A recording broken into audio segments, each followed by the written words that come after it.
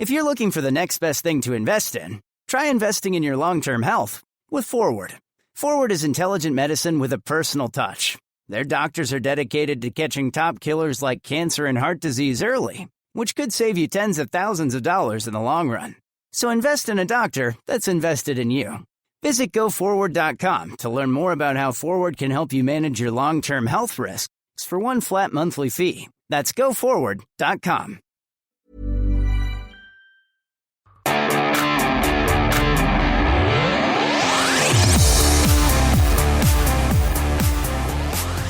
Hey Eagles fans, this is Mike Kaye from NJ Advanced Media, and welcome to the No Huddle Show podcast, where we discuss anything and everything Philadelphia Eagles. You can read our content on NJ.com/Eagles, bookmark that, and you can subscribe to our exclusive Eagles Insider text service, where we'll break news, give you insider observations, and provide in-depth analysis.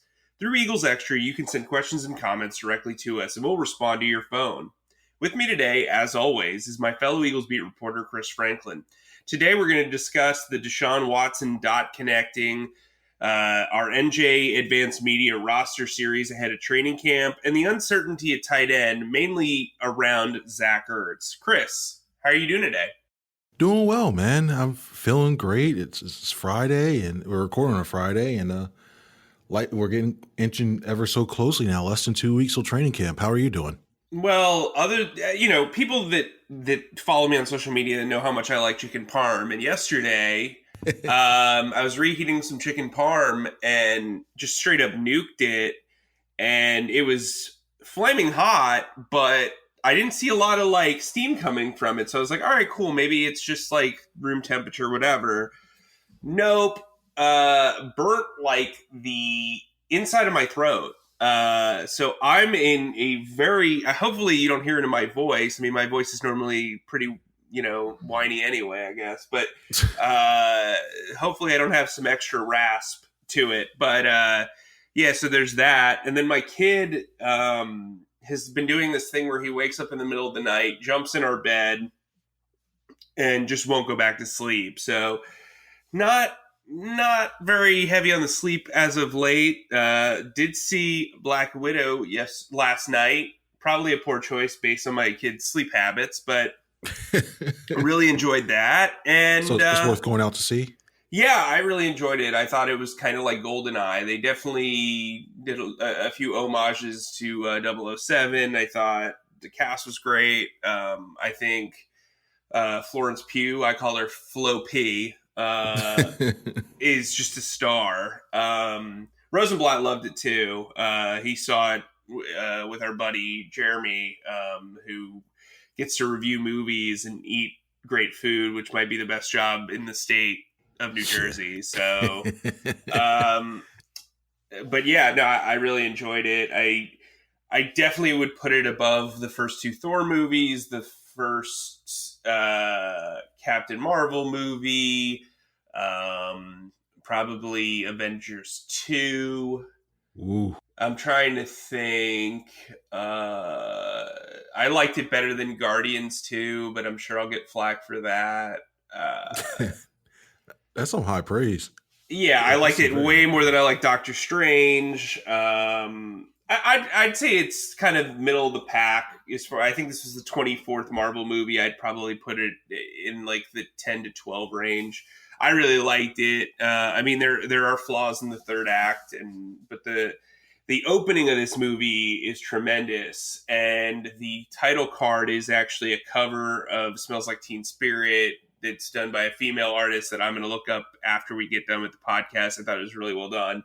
But anyway, football, Kaye right? Franklin with your movie reviews. Yeah, hey, that's like a throwback to when Zach and I used to host the show. Eagles, right? So we are in like kind of as the quote unquote dead period, the slow news days. Look, Zach Ertz is still here. But obviously Adam Schefter was on 97.5 The Fanatic this week and kind of dot connected. A lot of people took it as a report that the Eagles were, just very into Deshaun Watson. We've known about this for a really long time. It's been reported in multiple ways. It's been hinted at in multiple ways. To me, what Schefter said was essentially dot connecting. Here's why. Okay, if you're not familiar, the Eagles have a plethora of draft picks. They have 2 first-round picks, 2 second-round picks. One of those can become a first-round pick. They also have an extra 5th-round pick. So they have 10 draft picks heading into this year. They also have a history of giving out second chances with controversial issues. Obviously, they signed Michael Vick following his incarceration stemming from dogfighting. They backed both Riley Cooper and Deshaun Jackson following racially insensitive comments that they made. This is a team that's just known for kind of giving someone the benefit of the doubt and allowing them to explore their second chance. And by the way, they're a QB factory. They're obsessed with the quarterback position. They also have an unproven quarterback at the top of their depth chart. And also Deshaun Watson's contract's only, or his base salary this year is only about $9.8 million. If they were to trade Zach Ertz, they would gain $8.5 million, trade or cut Ertz, that is. And I think right now they're hovering around like $3.5 million. So they'd be at $12 million there, and then they could make other things work. But it's certainly feasible on the surface. They can obviously give probably the best package to the to the Texans, largely due to the Dolphins kind of, outthinking themselves with that trade back with San Francisco and then immediate trade up with the Eagles. They gave the Eagles their own pick. The Dolphins still have the Texans pick, but trading back a pick doesn't kind of make it worth its salt, I guess. But the thing that's not being touched on nationally or really locally is the fact that Deshaun Watson has a no trade clause. And we'll get into that a little bit more with our discussion. But where are you at? Well, obviously, before I guess we get into that, in case you've been living under a rock, Deshaun Watson faces 22 civil suits of sexual misconduct stemming from multiple different accusations. So far, none of those suits have been settled. And while he has no criminal charges as of now, the Houston police are investigating the matter. I think as recently as this past week, they noted that the investigation is ongoing. Again, nothing has been settled. If this goes to court, there is a decent chance, given the amount of charges that Watson faces, that he could be put on the commissioner's exempt list, which would put him in a place where he would miss games, potentially the season. The NFL typically doesn't suspend players for civil suits, but given the amount of suits and given the nature of those suits, there is an assumption that the NFL could look into handing out a punishment of some sort to Watson. Now, there stands a chance that he could settle these suits in court. That doesn't necessarily give a verdict, whether he's guilty or not, but it does essentially take those disputes off the table. And theoretically, that's when a team would probably be more willing to trade for Watson. The Eagles, while I do think they will have interest, won't be alone. The Carolina Panthers, Watson played at Clemson. He's got, ties to that area. And then also the Miami Dolphins could have interest. The Dolphins were reportedly on Watson's list of teams that he wanted to be traded to. So having said all of this, Chris, where do you stand on Deshaun Watson? Well, right now, like you said, mentioned, it's all in allegations and through the courts right now and jockeying for see what's going to happen from here. But even if it all cleared up, I'm staying away from him for at least a year. The Eagles have Jalen Hurts right now. You have to see what you have in Hurts with a full season. I mean, you took him. I still personally, in my heart of hearts, believe that there is more to that more to the Eagles taking him that early instead of just using him as a backup quarterback and using him in packages. I just think looking at the history they had with Wentz, and they could say that, hey, they wanted somebody to be a good backup option for them. But looking now, you need to see what you have in him. I mean, the players seem to be rallying behind him. He seems to have won over the locker room. He has talent, and he hasn't had a full year to fully get his feet under him. He's going into a second system as is. So I think you have to allow him to get time. He's already gotten acclimated with a lot of the receivers, and you give him this year to see what he can do. If he proves that he is QB1 for the foreseeable future for a couple years down the line, 3, 4, 5, you can use those draft picks to build around him or perish of thoughts, start replenishing, helping out the defenses or other needs such as cornerback and getting a long-term solution there instead of stopgaps. So I think you have to give Hurts this year, let him get a full year, see what you can do, what he can do. And if he proves himself that he's good, hey, you got something. If not, then you have the assets. But with Watson, there's just too much stuff around right now. It's going to be a distraction no matter where you go, everywhere you go. And even if he settled the cases tomorrow and says, hey, you know what, I'm ready to go. Nah, it's just the uncertainty is there when it comes to the commissioners because we've heard Goodell's philosophy before of protecting the shield. And every day that this lingers, it continues to scratch away at that so-called shield, so the NFL shield. So give him, you have to let that thing rest for a while. And those aren't easy accusations to just go, okay, now let's focus on football. Now there's some heavy stuff. So let's stick with Hurts. What are you doing? I mean, I agree with you. I think this is a sticky situation. It's not one where there's an obvious answer, in my opinion, because from an off the field standpoint, clearly this is the floor is lava, as it were, and so until anything is settled, I would not be even inquiring about Deshaun Watson. That said, he is a 25-year-old, 3-time Pro Bowler, coming off his best season. There's a ton of upside there. He's probably a top 5 quarterback in the league, if not better. And, the Eagles are obsessed with the position. That said, there's a moral obligation, in my opinion, to not only this organization, but, society. And I think you've got to be able to balance, your desire to win with your moral obligation. Obviously, this is a business, and this business is based on winning, but I don't see this as being similar to the Michael Vick situation at all.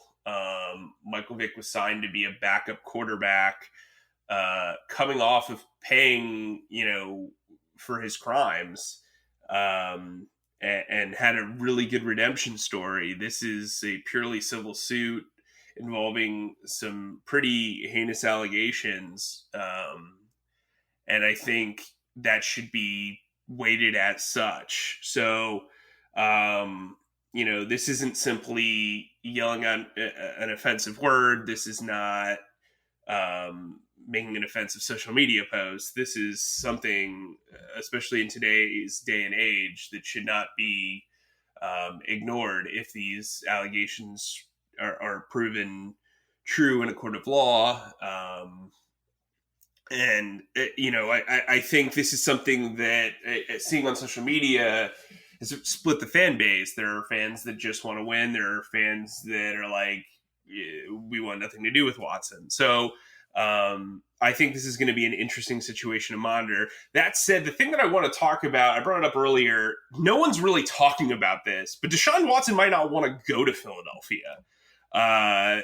This roster, it's funny. A lot of people bring out how untalented this roster is. Why would Deshaun Watson, who has a no trade clause, want to come here when he knows the media scrutiny following his legal issues is going to be as epic as anywhere else. Talk radio is going to talk about this all the time. When he could go to some place like Carolina, where obviously he's got the connection to Clemson, he can be a hometownish hero. I think he's from Atlanta, but you know what I mean. And then, you know, Miami, which is seemingly poised for a run if the quarterback play is great. So I don't think it necessarily matters if the Eagles want Deshaun Watson. I think Watson's got to want the Eagles because the Eagles won't be his only option. He can straight up say, you know, Carolina's interested, Miami's interested, Houston, I don't want to be here, but you're going to have to take these offers if you want to get rid of me. And at this point, it seems like the Texans have become, you know, clearly resolute in potentially moving on once they're able to get a decent value for him. And I think when you look at Carolina, they traded for Sam Darnold, but you know, you could do something where, you know, you're looking at maybe moving Darnold to the Texans with some picks, and maybe that appeases the Houston. I don't know, but I think that's something that needs to be discussed. Chris, from your perspective, looking like kind of at the situation as a whole, where do you think Watson would want to go? Because do you think Philly would be the first choice? Because to me, I think it's clear that Carolina would be my first option if I'm him. For me, I think my first option would be the Miami Dolphins for two reasons: one on the field and one off the field. On the field, I think they have a lot of young talent on there. It's got Chase. I mean, they think that offense is just lacking consistency at the quarterback position, and he would immediately bump that team up and be great. The other part is, and I think this isn't talked about a lot, is the fact is when it comes to the income tax down in Florida. I mean, you get to keep more of your money as opposed to going to North Carolina or Philadelphia. I mean, those game checks, the fact that makes up a lot of money that you don't have to pay out. So I think from his perspective, Miami would be the best part. Now, from the Texans, I don't know if I want to trade him within my conference, right? Because you just see him potentially facing him. And I'm not saying Houston's nowhere near this part, but one day, if Houston builds themselves all the way up to the AFC Championship game, and oh wait, you have to play Deshaun Watson, and he beats. Yeah, that's not.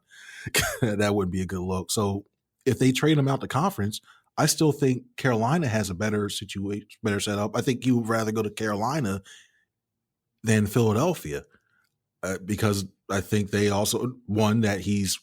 Granted, they play in Charlotte, but he's from that region. He's played collegiately in that region, so he knows the area, he knows the lay of the land. And I think right now, they still have a little bit better setup than the Eagles do. Yeah, the Eagles have a lot of talent, but looking at all the factors around the team, I think the Eagles are third on that list. Yeah, I mean, it's interesting to me because, you know, the Texans and the Dolphins obviously made that Tunsil deal, and it seems like the Texans are like Bobby Bonilla-ing the trade the trade expenses. I feel like the Dolphins like find a way to just get more juice out of the squeeze with every inch of that trade, you know, prolonging the value there. But, you know, like that. So if I'm the Texans, maybe I don't want to make that move with them just based on that principle. But to me, it's if I'm the Texans, I'm trying to get assets, but I'm also looking at veteran players. Like if the Dolphins offered me Xavier Howard and a first round pick, I'm taking that and running with it. Like, you know what I mean? Like, it's going to be hard to get superstar players to come to Houston for a while. So being able to trade for one, it's kind of like with Jacksonville back in the day where they like just kind of like had to deal for guys as opposed to signing them on their own free will. I think Houston's going to be a tough sell I mean, look, they signed like 95 free agents this year on 1-year deals, but a lot of those guys were like mid-tier free agents. I'm talking about like superstars, and Xavier Howard's coming off a year where he led the league in interceptions. I think he's led the league in interceptions twice. Just a really talented player, wants out, you know. I think that's really interesting. Here's another thing I'll throw out there, and I don't think this would ever happen, but what if you're the Jets and you think like, hey, look, Watson's now available. What if we trade Zach Wilson and something to the Texans? Like maybe that enthralls them. I don't know. But I think there will be at least 5 to 6 teams interested in Deshaun Watson, regardless of the legal ramifications or commissioner's list. Personally, I agree with you. I would not try to trade for him before 2022. I just think like that's when you've got to handle with like oven mitts, because it's just, those allegations are just something that really needs to be taken seriously. They need to be vetted seriously. We need to see where this all kind of goes. And you know what? For some fans, a settlement will not be good enough. I think you will see even more blowback to a trade for Deshaun Watson for teams than we in Philadelphia saw from Michael Vick. So, yeah. So let's move on to something else, because, I mean, this has been a long Deshaun Watson conversation. Obviously, it's the hot button topic right now. But Zach Ertz, the Zach Ertz saga, right? Look, as we sit right now, it is July 16th. The Eagles report to camp on July 27th. That's in 11 days. Zach Ertz is still on the Eagles roster. I've done some digging around.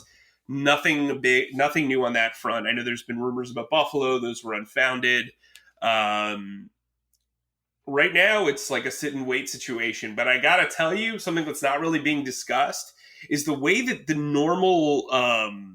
so, like old school, back in the day, you could hold out from training camp, and once everybody reached an agreement or there was an extension made or everybody was happy, the fines would go away. The fines were basically like paper tiger fines. With the new CBA, that's not the case anymore. If you're fined, you're fined, and like that's it. So for Zach Ertz, while he skipped the offseason program, there was no mandatory minicamp, so he wasn't going to get fined for that. But training camp is mandatory. You're going to get fined. And so it's in his best interest to actually show up. But here's the thing. He can hold in. I know that's like a new phrase. He not hold out, hold in. So if he shows up to the NovaCare complex, one, the Eagles are risking potential injury to a trade asset who doesn't want to be there. They're also dealing with a disgruntled veteran cornerstone player who's going to show up and, well, force their hand. Because, look, this honeymoon phase with Nick Sirianni is real. Like, despite Michael Robinson saying that there's, like, people questioning him. Of course they're going to question him. He's a first-year head coach. But everyone I've talked to, and this is upwards of 20-something players, has been ecstatic about Sirianni's approach to coaching and teaching. So you don't want to muddy those waters.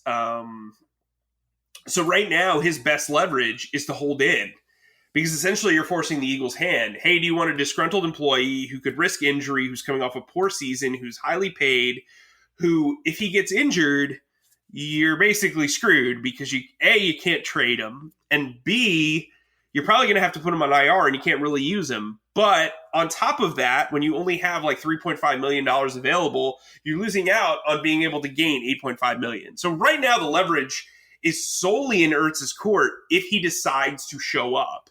So the Eagles need to kind of figure this out over the next 11 days. Where are you at? Would you keep Zach Ertz or would you trade him?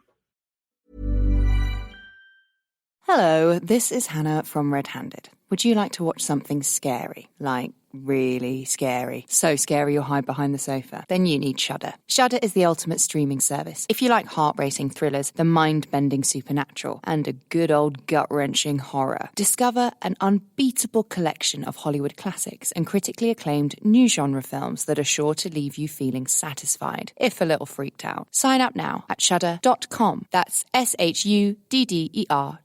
Shudder. So good, it's scary.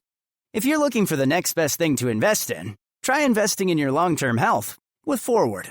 Forward is intelligent medicine with a personal touch. Their doctors are dedicated to catching top killers like cancer and heart disease early, which could save you tens of thousands of dollars in the long run. So invest in a doctor that's invested in you. Visit GoForward.com to learn more about how Forward can help you manage your long-term health risks for one flat monthly fee. That's GoForward.com. The newest vacuum and mop robot from Ecovacs is Dbot N8 Plus. It is an all-in-one vacuum with Osmo mopping system that allows for simultaneous vacuuming and mopping and eliminates 99.26% of bacteria on the floor. It cleans more effectively with true mapping technology, so you get more coverage and do not miss a repeat spots. Buy Dbot N8 Plus at Ecovacs.com now. For a limited time, get 10% discount using code ECOVAX10. At this point, I think you have to trade him. I mean that scenario you talk about the city. It sounds like in-school suspension. You just bring them in there, you just keep them away, and you hope you learn. Nah, it just at this point, I know Jason Michael said he's been in contact with him when we had the availabilities with the coaches. He's been in contact, he's talking, but it just seems like he's moved on and he's ready to start that new chapter. I mean, we saw it on his face, like the emotion he showed. It showed that finality of it, and I think he's accepted it and he's willing to go on. And the team is trying to get as much as they can of value, but the market's dictating. We know the situation. We're just going to wait. And no team, with the teams knowing that, no, they're not getting a first, not getting a second, not getting a third.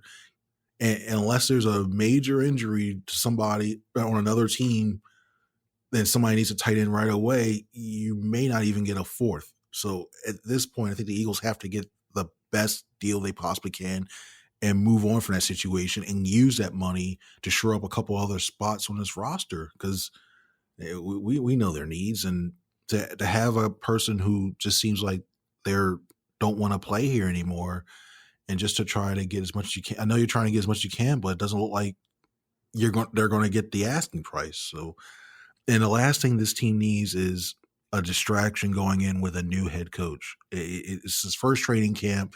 You want to get the vibes going. You want to get all these, your culture set. And you don't want to have a veteran that started out with a veteran says, I don't want to be here. The team has to find a way to trade him. If he turns this around and says, you know what, I'm gonna be a professional, and he is a professional guy. There's nothing, I haven't seen anything or heard anything that would say otherwise. But if he decides to change his tune and says, you know, I want to be a Philadelphia Eagle next year, go for it. Then you just have another weapon. But it just seems like he's mentally, or he's just done with Philadelphia, and they just have to move on themselves. Yeah, so let me paint a scenario, put out a scenario for you though. The Bills offer a conditional 7th round pick. Are you taking it? At this point, yeah. Okay, yeah, because like we in the media like to grade trades, and at this point, there's no way the Eagles can get an A for this. What I would do if I were the Eagles is sell the fact that, hey, $8.5 million. I mean, look, I think what the Eagles know they have to do is the second they trade Zach Ertz, they're going to have to get on the phone with the agents for cornerbacks, specifically Steven Nelson. They're going to have to search the trade market for a cornerback. Like, that's going to be the way to, you know, bring out the sunshine following the cloudy move of a trade of Zach Ertz, right? Like, there's an easy out there. And I'm wondering if the Eagles are waiting for that ball to drop. Maybe they're shopping for a cornerback right now and waiting for Zach Ertz to, you know, to send Zach Ertz off, you know? But here's the thing. They're going to look bad no matter what. This situation has like gone on worse than I think it's made both look bad. I mean, not from a standpoint of character. Zach Ertz has played this extremely well over the last 6 months, not speaking, not being a bad teammate. It seems like players are still talking to him. Coaches are still talking to him. There's open communication. But as far as like whining about wanting to be here, etc., But I think it's shown that Zach Ertz isn't the player that he thought he was when he turned down the initial extension that the Eagles offered him. I think it also shows that the Eagles aren't going to get compensation for him and probably should have traded him in the middle of last season before he got injured. So it's an interesting dynamic there. I mean, look, if they can get the way I would do it, and my background in public relations tells me this is the right move, I would trade him for somebody who's on a rookie deal, who might not be a great scheme fit for a new staff, and have him come in. Caleb on Chason would be an interesting guy. Former first-round pick for the Jaguars. Wasn't really a fit at defensive end, but maybe he makes a lot more sense at Sam linebacker. You look at somebody like with the Bills, maybe there's an offensive lineman that they like who could become a swing tackle. Maybe there's somebody like Zach Moss who might be able to compete with Miles Sanders for carry, something of that sort. I mean, I doubt they trade Zach Moss, but or maybe it's Devin Singletary. But I think you can sell the upside of a guy being on a rookie contract who has upside, who just might not be the scheme fit for, or may have worn out their welcome somewhere else. But anyway, that's just me like musing off the top of my head. The last thing I kind of want to get into are the locks to make this roster. So I'm doing this series throughout throughout the build up to training camp. And I have 17 locks on offense and 18 locks on special teams / defense. I'm going to read these locks to you, and you're going to tell me fact or fiction, okay? All right. Just based on these projections. So first lock, Jalen Hurts, barring a trade, obviously, for Deshaun Watson, which I would think if they did that, he would be part of the deal. Right. That's a fact. I think he's here throughout the season. Joe Flacco. I think that's a lock as well, too. Veteran guy. You need that veteran guy that can help you out. Yep. Miles Sanders. That's definitely a lock. Kenny Gainwell. Before you get into this, I want to tell you, I've spoken to people both in the organization and outside the organization. They are very, very high on Kenny Gainwell.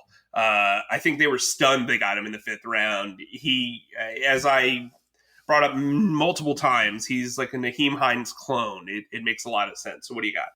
Oh, I think he's versatile. You can use him and Sanders in a combo on the field at the same time and create a lot of matchup problems. So that's definitely a lock. Devontae Smith. Oh, if that happens and he cut, to make sure you have the police and fire around NovaCare, because I think that everybody would just send on a NovaCare complex if he cut. Jalen Reagor. I think that's a lock as well, too. I think he has a bounce back here.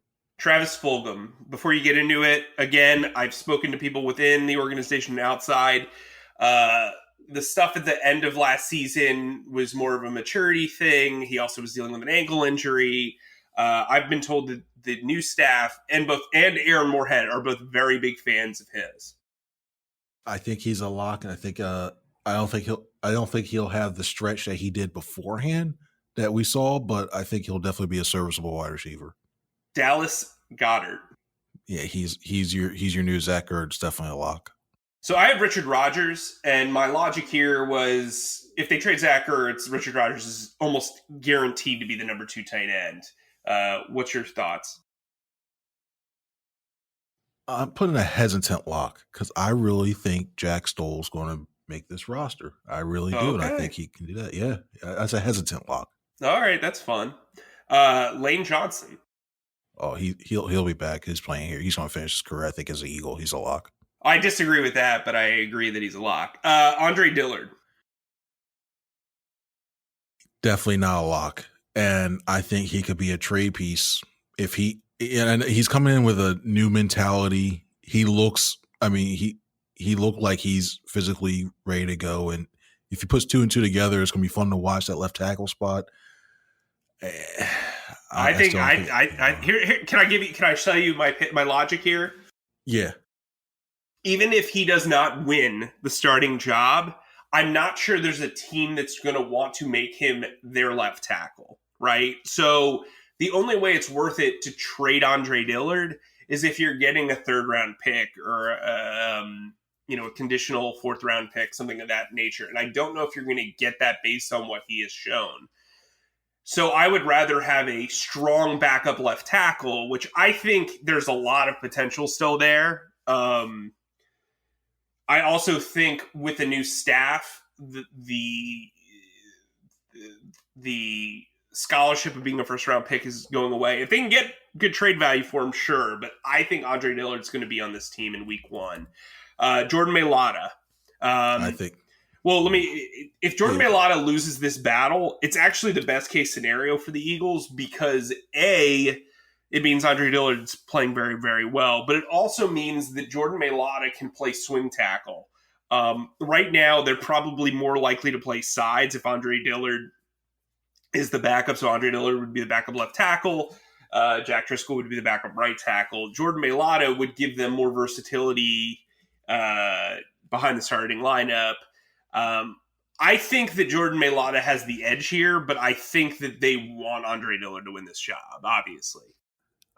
You're right. And that would make sense to have him as a swing guy because he's played right tackle beforehand. And I think how many times do you find like a 6'8", 346 mobile tackle out there? It's very rare, and you still have him on a cheap too. So I think he's a lock to make this roster. Yeah, Jordan Mailata is an interesting guy to watch because if he wins the battle, I think you look to extend him. And quickly too. And I think you're extending him during final cuts weekend. I think that's a legitimate, because he's in the final year of his deal.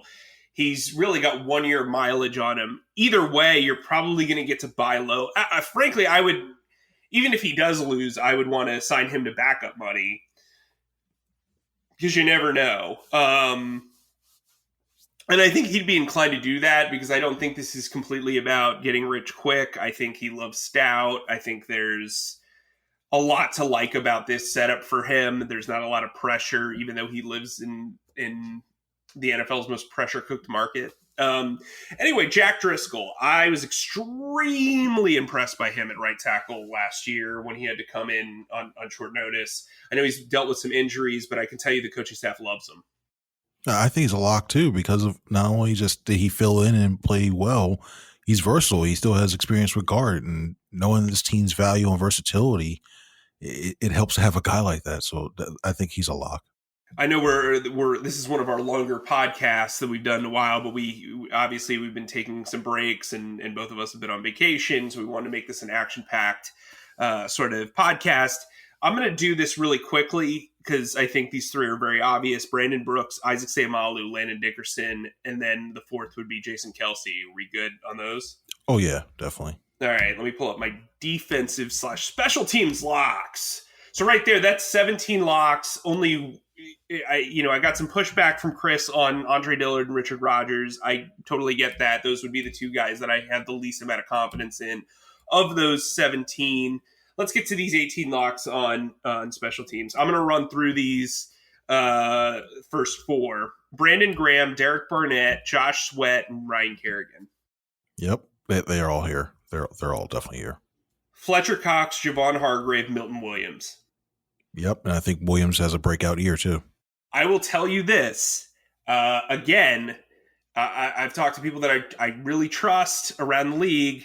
Milton Williams is a guy who's got very high upside. He reminds me a lot of Darren Howard from back in the day. He can play every single position on the defensive line, and I think he's the type of guy who is the natural athlete that you feel comfortable using him in multiple roles as a rookie. I don't think it'll be too much for him. All right, next, Eric Wilson, Alex Singleton, TJ Edwards. Yep, those are your three. I think those are three starters. I know we talk about Edwards' lack of range and athleticism, but I wouldn't rule him out for that starting nickel or the nickel job outside of Eric Wilson. I think he's a guy that is going to surprise people with how much they like him. I've also been told that Davian Taylor, the new coaching staff, is very high on him. Doesn't mean he'll be a starter, but I think if they can develop him into, a nickel or dime linebacker, that's a big plus in year 2 after what he did last season. Sean Bradley, your guy, also getting positive marks behind the scenes. Darius Slay. Oh, if he's not on this roster, the Eagles are they're going to score 40 or 50 on the Eagles with his secondary. Avonte Maddox. He's here.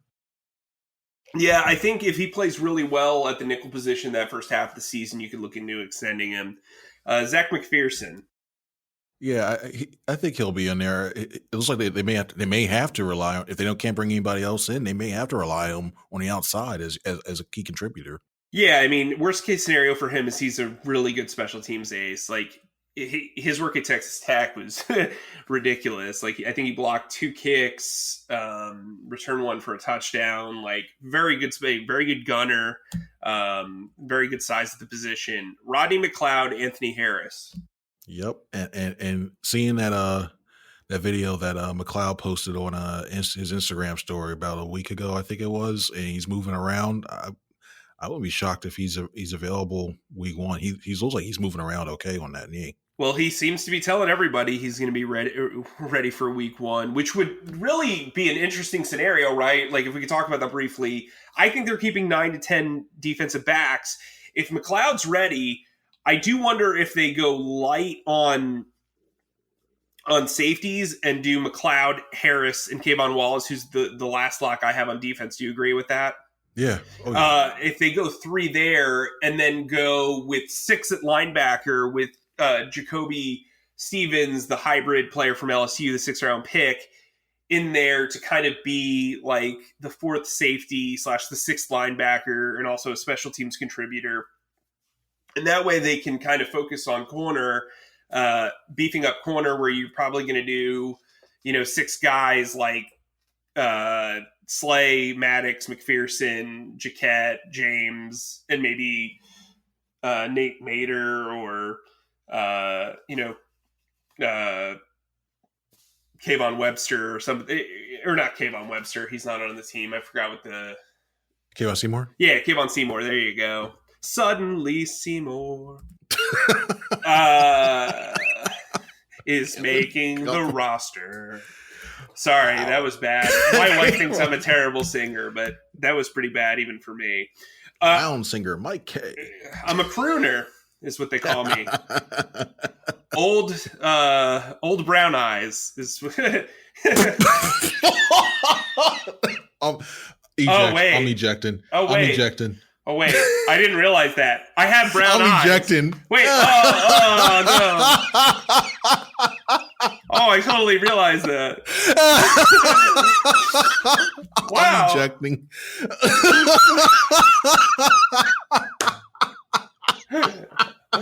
Didn't really think that one through. Oh gosh. Do you need a tissue? I would offer you a tissue, but if you're old brown eyes, I don't know, man. Oh man. Really fell into that one. Oh boy. Oh man. Frank Sinatra would be proud.